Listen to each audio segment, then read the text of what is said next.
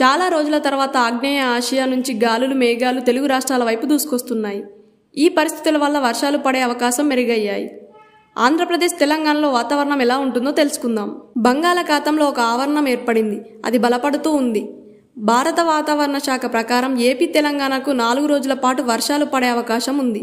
వర్షాలతో పాటు ఉరుములు మెరుపులు పిడుగులు కూడా పడతాయి. తెలంగాణలో గాలులు వేగంగా గంటకు 30 నుంచి 50 కిలోమీటర్లుగా ఉంది.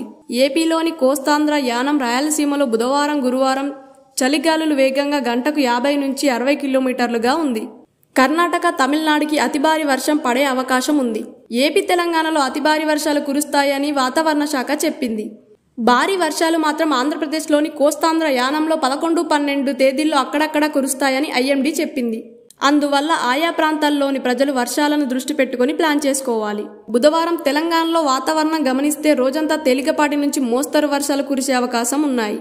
ఇవాళ తెలంగాణలో అక్కడక్కడ భారీ వర్షాలు కురిసే అవకాశం కనిపిస్తోంది.